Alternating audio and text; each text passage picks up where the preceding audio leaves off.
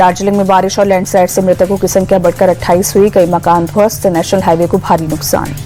बंगाल के मेदिनीपुर में भी बाढ़ ने लोगों की मुसीबत बढ़ाई। भारी बारिश की वजह से शीलाबाती नदी उफान पर, आसपास के इलाकों में बाढ़ में डूबे।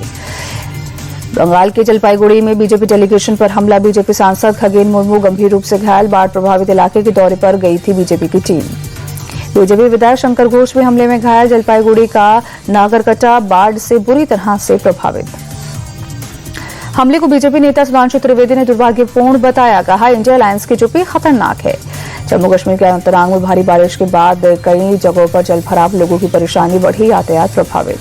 जम्मू कश्मीर के चत्तरगला दर्रे पर हुई सीजन की पहली बर्फबारी। नजारा हुआ बेहद खूबसूरत। बर्फबारी का आनंद लेते नजर आए सैलानी।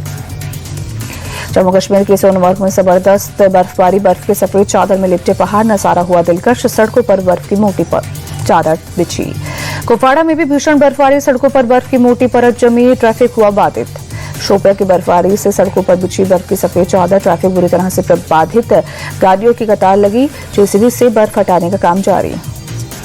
हिमाचल की लाहौल स्पीति में बर्फबारी बनी मुसीबत। कई सड़कें बाधित। मनाली लेह मार्ग पर कई गाड़ियां फंसी। दारचा में करीब 200 वाहन फंसे।